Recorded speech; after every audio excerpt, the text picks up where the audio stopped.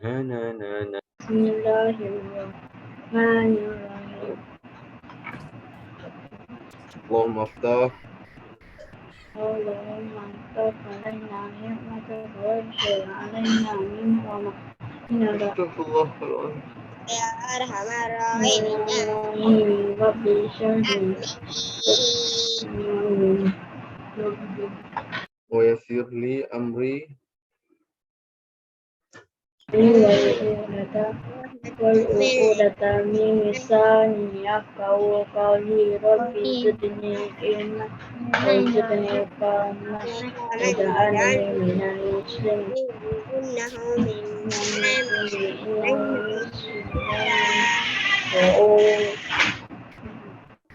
Okey. Bismillahirrahmanirrahim. Habis dah? Habis ke belum? Nampak ke depan ni? Nampak ke depan ni kan? Nampak. Kalau nak hijau beritahu tau. Tak nampak ke beritahu. Okey. Yang boleh sekali Bismillahirrahmanirrahim. Alhamdulillah.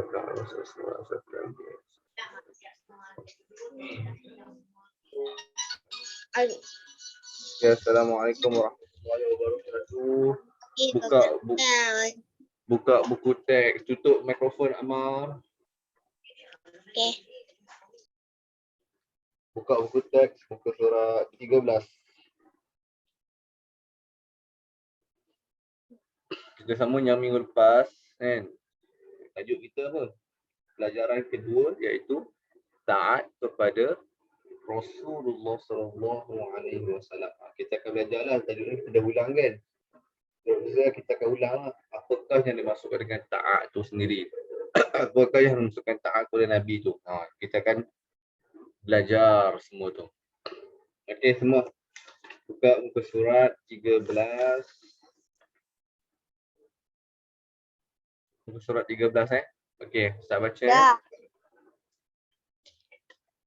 Okey, kamu tengok gambar ni. Yang mana tak ada buku tengok depan. Okey. Kita akan belajarlah apakah yang dimaksudkan dengan apakah pengertian taat kepada Rasul tu ataupun apakah makna ataupun apakah maksud pengertian kepada Rasul tu apa. Okey.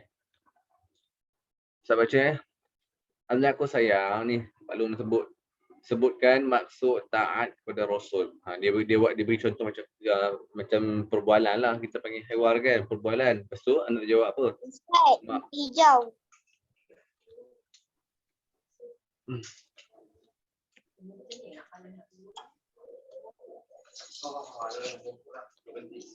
Hijau ke? Tadi. Okey dah. Dah. Okey. Apakah yang dimaksudkan dengan taat kepada Rasul? Taat kepada Rasul tu apa? Maksudnya ialah mengamalkan segala apa yang disuruh. Yang ni adalah maksud mengamalkan taat kepada Rasul. Apa yang dimaksudkan dengan taat kepada Rasul ni? Tengok sini. Maksudnya ialah mengamalkan segala apa yang disuruh oleh Rasulullah sallallahu alaihi wasallam dan meninggalkan segala apa yang dilarang olehnya, oleh Rasul lah, oleh Nabi lah, seperti syirik. Syirik ni apa? Menduakan Allah. Yang kedua, derhaka kepada ibu bapa. Lepas tu, mungkir janji. Ni sifat munafik lah ni. Hasad dengki ni, macam kita iri hati, kita tak boleh tengok orang lain lebih baik. Kita tak boleh tengok orang lain kita tak boleh tengok orang tu lebih dari kita. Ini antara contoh-contoh hasad dengki. Lepas tu berbohong dan khianat. Yang ni adalah dimaksudkan dengan apa? Maksud ataupun kita katakan maksud ataupun makna ataupun pengertian taat kepada Rasul tu sendiri. Ingat taat kepada Rasul tu apa orang kata? Maksud taat kepada Rasul tu ialah mengamalkan apa? Membuatlah segala apa yang disuruh yang oleh Rasulullah dan meninggalkan segala yang dilarang olehnya. Yang dilarang tu perkara yang dilarang lah oleh Nabi, oleh Rasul. Seperti lebih contoh seperti syirik, menduakan Allah, derhaka kepada ibu bapa, mungkir janji, hasad dengki, berbohong dan khianat. Khianat ni tak kisahlah, dia tak kisah benda kecil ke benda besar ke, yang mana dimasuk kategori semua ni, maka ni adalah kita panggilkan perkara-perkara yang kita panggil perkara-perkara yang taat kepada Rasul lah. Masuk kata taat kepada Rasul, mengamalkan apa yang disuruh oleh Rasul dan meninggalkan segala apa yang dilarang oleh Rasul. Yang tu je. Jadinya buat baik lah kita katakan. Kan, amar ma'ruf nahi munkar. Yang tu adalah kita kata bahasa mudah lah, kita nak faham apa yang dimaksudkan ataupun apakah pengertian taat kepada Rasul itu sendiri. Yang itu adalah dimaksudkan dengan taat kepada Rasul. Okey, tengok muka surat seterusnya. Dari 13, muka surat 14.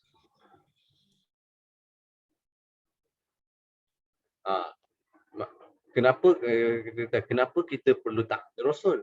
Orang tanya kenapa kita perlu taat kepada Rasul? Berdasarkan apa? Sebab tu apa-apa kita panggil apa-apa syariat, apa-apa yang contoh puasa mesti ada dalil dia.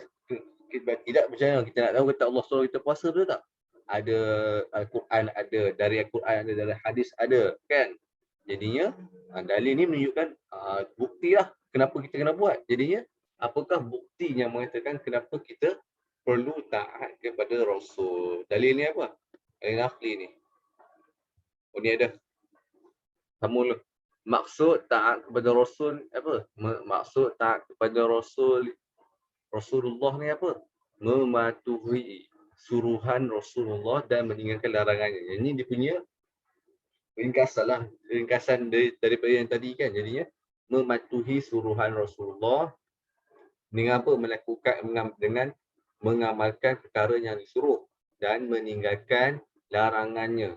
Dan kita tak buatlah larangan dia yang Rasulullah larang, yang Rasulullah tak suruh buat. Jadinya kita meninggalkan larangannya. Yang tu adalah kita katakan maksud ataupun bahasa ringkasan. Maksud taat kepada Rasulullah, mematuhi suruhan Rasulullah dan meninggalkan larangannya. Okey, saya kata bukti. Kenapa your connection is unstable? Kenapa kita perlu orang tanya, kita tahu mana kan? Kita ni ikut ni kenapa kita perlu taat kepada Rasulullah? Kita kata, orang tanya kita, kenapa kita perlu taat kepada Rasulullah? Berdasarkan dalil, bukti. Bunyi apa tu? Berdasarkan bukti. Bukti apa? Dalil ni lah. Dalil ni maksudnya bukti lah. Dalil nakli ni daripada Al-Quran dan hadis. Yang ni didatangkan dari Al-Quran. Apa ayat dia? A'udzubillahi minasyaitonirrajim. Kalau kamu banyak ni ayat-ayat Quran yang berkaitan dengan mentaati Rasul. Ni salah satu daripada dalil kita katakan. Contoh. Dalil yang pertama.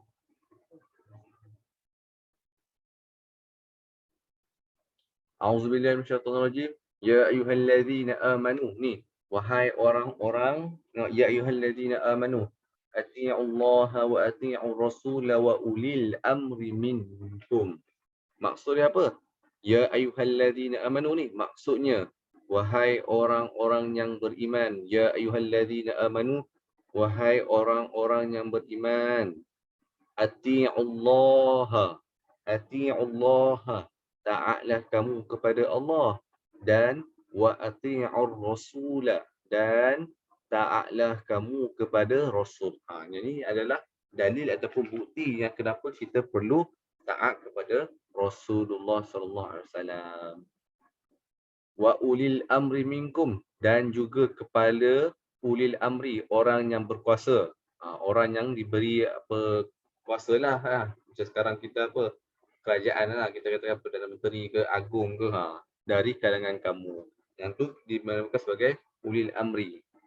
Tapi kita nak highlight kan, ataupun kita nak tumpu ni lah kepada taatlah kamu kepada Rasulullah sallallahu alaihi wasallam. Dan itu adalah dalil berkaitan dengan taat kepada Rasul. Dia banyak dalil ni. Ini salah satu daripada dalil yang dia bagi contoh lah. Kalau tengok dalam Quran banyak lagi dalil yang berkaitan dengan taat kepada Rasul. Surah An-Nisa ayat 59 ni contoh dia bagi. Okey, seterusnya muka surat 14. Sambung dia punya perbualan tadi. Okey. Contoh dia kata ingat apa nama taat kepada Rasul ni adalah mematuhi suruhan Rasulullah dan meninggalkan larangan dia. Okey, tengok seterusnya muka surat 14. Sebutkan ini soalan dia. Sebutkan sunat Rasulullah sallallahu alaihi wasallam dalam kehidupan kita seharian. Sunat-sunat ni perkara apa? Sunat ni benda apa? Perkara yang dibuat oleh Rasul, perkara fi'lun qaulun wa tahrirun kan, perbuatan, percakapan dan pengakuan Nabi. Yang tu adalah dimaksudkan dengan sunnah. Sunnah perbuatan, percakapan dan pengakuan Nabi. Contoh sunat dia apa dalam kehidupan seharian kita? Antara sunnahnya, sunnah Nabi lah ataupun sunnah Rasulullah SAW ialah menghormati orang yang lebih tua.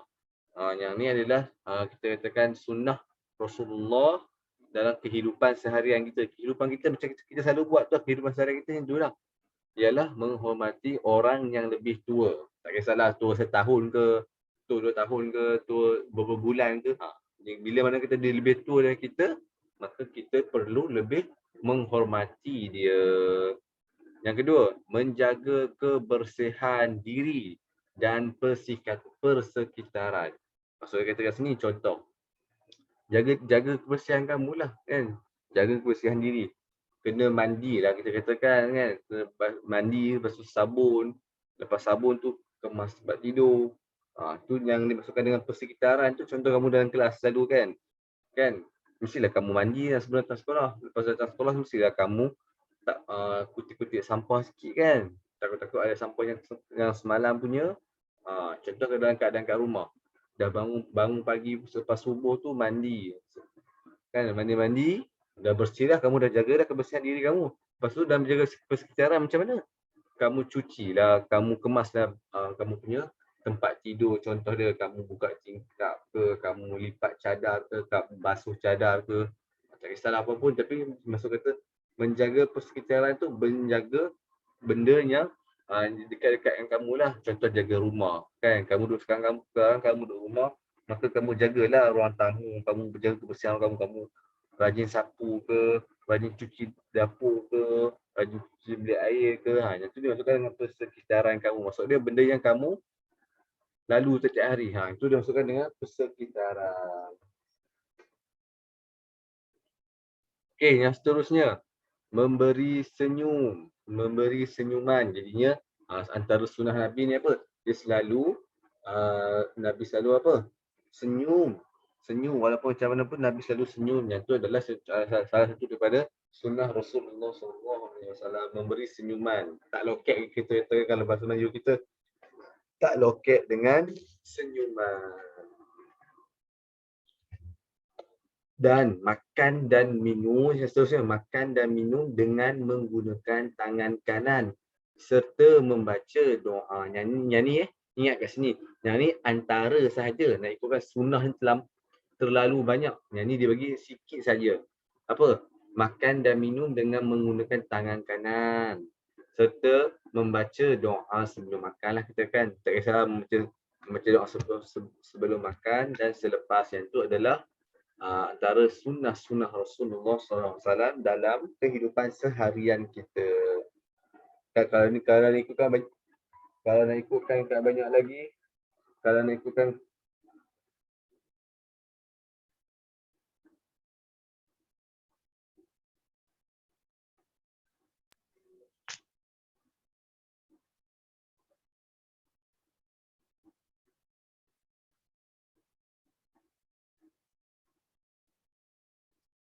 yang kalau ikutkan antara contoh lagi dari kehidupan seharian kita, bangun pagi kan, kita bangun pagi, kita bangun tidur tu, bangun subuh tu, kita baca doa kan, doa selepas bangun tidur.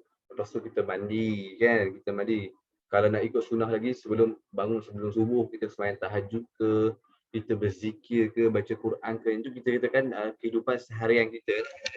Antara sunnah selain dia bagi sunnah daripada selain yang dia cakapkan ni lah.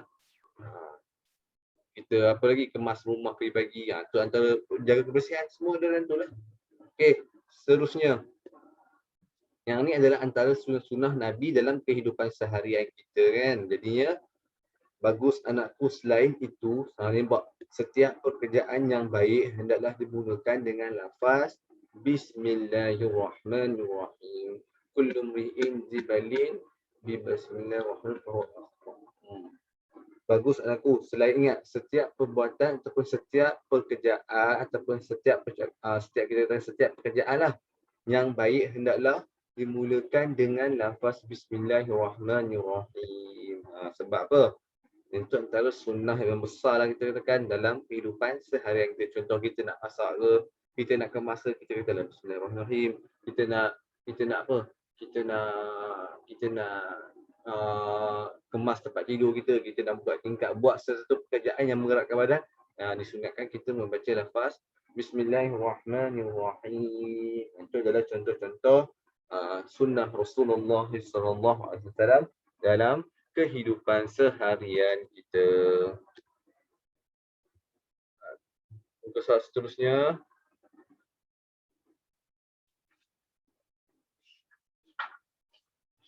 Adalah surat seterusnya, surat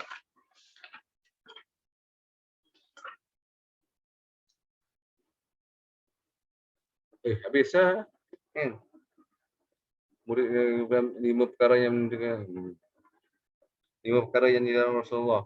Menunaikan solat jemaah, menghidupkan sunnah Rasulullah dalam kehidupan harian. Yang tu adalah contoh pembelajaran kita apa? Kita ulang Ustaz ulang sikit yang baru masuk. Kita hari ni belajar apa? Iaitu taat kepada Rasulullah sallallahu alaihi wasallam dengan apa? Cara-cara dia apa? Mana dah? 16, 17. Oh, ni lagi. Hari ini kita belajar apa? Taat kepada Rasulullah SAW dengan apa sebelah ya? Apakah yang dimaksudkan dengan taat kepada Rasul itu apa? Dengan mengamalkan segala apa yang disuruh oleh Rasulullah dan meninggalkan segala apa yang dilarang oleh Rasulullah, seperti syirik. Ini perkara yang dilarang lah, syirik menduakan Allah. Dan hakikat apa? Mungkin janji, hasad dengki, berbohong dan khianat. Ini adalah contoh perkara yang dilarang oleh Rasulullah SAW. Isyad main tengok handset apa tu? Okey, seterusnya. Ni maksud contoh yang lebih mudah lah dia katakan. Maksud taat kepada Rasulullah, mematuhi suruhan Rasulullah dan meninggalkan larangan dia. Yang tu adalah contoh, kita katakan contoh ringkas ataupun mudah faham, mematuhi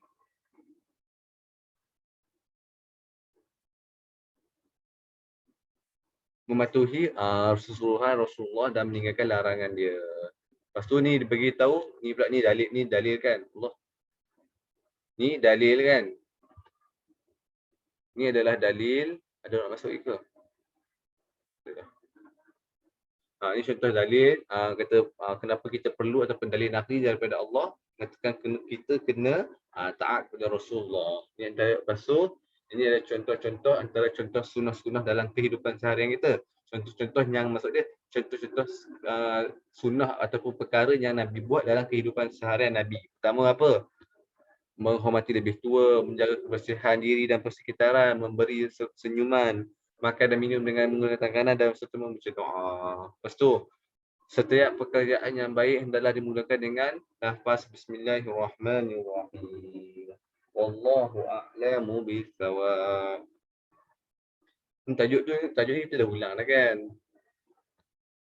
Yang tu je. Nanti kalau macam periksa ke nanti kan, mesti tanya soalan ni lah. Berikan maksud taat kepada Rasulullah. Yang ni je lah kamu jawab.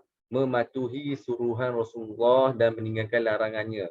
Kalau dia minta dalil lah. Okey, berikan dalil nakli, berikan dalil yang berkaitan dengan taat kepada Rasulullah. Baca ni lah, ya ayyuhallazina amanu atii'u Allah wa atii'u Rasul wa ulil amri minkum. Kalau malas sangat, ya ayyuhallazina amanu atii'u Allah wa atii'u Rasul. Dekat sini je. Yang tu saja. Allahu a'lamu bis-shawab. Habis dah? Inilah. Nanti kita masuk tajuk Nabi Muhammad Khatamul Anbiya pula. Nanti lagi sikit. Kita masuk sikit. Habiskanlah. Kita habiskan. Nabi Muhammad Khatamul Anbiya. Sebab tadi ada sikit tu. Ni Nabi Muhammad ni apa? Khatamul Anbiya. Nabi Muhammad ni apa? Nabi yang kita katakan, tengok contoh Ibu, siapakah Nabi yang terakhir? Nabi yang terakhir ialah Nabi Muhammad atau disebut Khatamul Anbiya. Ingat, Khatamul Anbiya tu maksud dia apa? Khatim. Khatim tu. Khatamul Khatam. Khatam ni kita panggil Nabi yang pengakhiran ataupun Nabi yang terakhir lah. Tu dia maksud dengan Khatamul Anbiya. Khatamul tu maksud dia pengakhiran. Anbiya tu maksudnya Nabi lah. Maksud kata pengakhiran ni tiada ada, tak ada lah kita bilang, tak ada Nabi selain daripada Nabi Muhammad SAW. Yang tu dia masukkan dengan Nabi Khatamul Anbiya. Tengok dia kata apa? Ibu, adakah terdapat Nabi lain selepas itu dan apakah hukum mempercayainya? Ni contoh. Anakku, tidak ada lagi Nabi selepas Nabi Muhammad SAW. Dan hukum mempercayainya adalah wajib. Maksudnya kita kena percaya kata bahawa Nabi Muhammad itu adalah Nabi yang terakhir. Maksud kata lepas pada zaman Nabi Muhammad tu, lepas Nabi Muhammad wafat 1400 lebih tu kan. Jadi tak akan ada lagi Nabi selepas Nabi Muhammad. Kalau ada tu, macam mana? Kalau ada tu tak mungkin lah. Kalau ada tu mungkinlah kita katakan kita katakan sesat lah. Sebab apa? Kan? Nabi dah Allah kata apa? Nabi Muhammad ni adalah Nabi Khatamul Anbiya. Tak akan ada Nabi selain selepas daripada Nabi Muhammad SAW. Nabi Muhammad terakhir. Nanti yang Imam Mahdi tu Imam Mahdi bukan Rasul. Imam Mahdi tu imam kita, imam sahaja. Imam Mahdi lain. Nabi Muhammad, Nabi dan Rasul adalah lain. Imam Mahdi lain. Imam Mahdi bukan Rasul. Okey. Tidak ada lagi Nabi selepas itu. Yang tu je dah. Sikit je kan. Yang tu adalah pengertian Nabi Muhammad sebagai Khatamul Anbiya. Yang perlu kamu faham ataupun yang perlu kamu tahu, kalau orang kata Khatamul Anbiya tu apa? Adalah Nabi yang terakhir. Ataupun Nabi Muhammad, Nabi yang ingat. Khatamul Anbiya ia maksudnya Nabi yang terakhir. Maksud kata lepas Nabi Muhammad tu tak adalah Nabi selain daripada Nabi Muhammad. Tak akan ada dan tak mungkin ada. Yang tu saja adalah yang berkaitan dengan Khatamul Anbiya. Minggu depan kita masuk tajuk yang seterusnya. Iaitu apa? Ada dalil ke?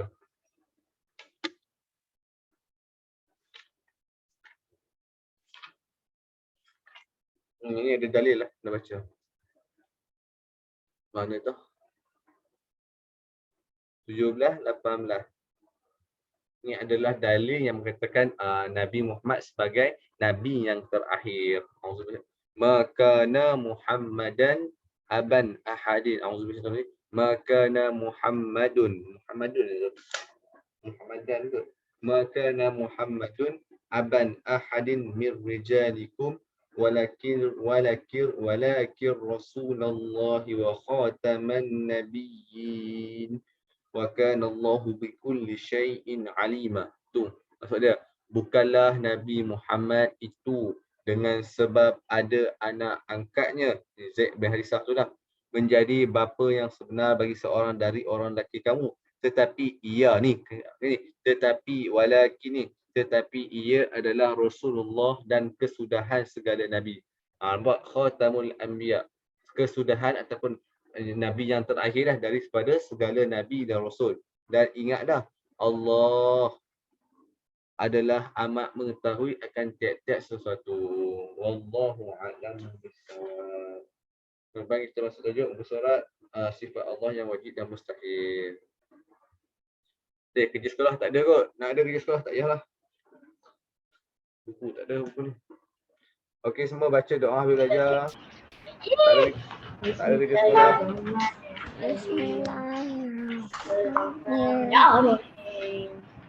Allahumma inna. Angkat tangan baca doa.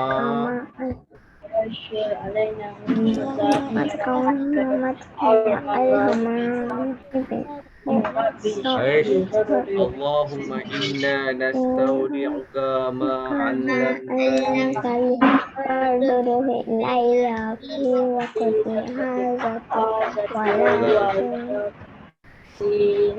Razan Uwais Isya Ifah Ahmad Dawis. Okey, assalamualaikum warahmatullahi wabarakatuh. Terima kasih, Mak.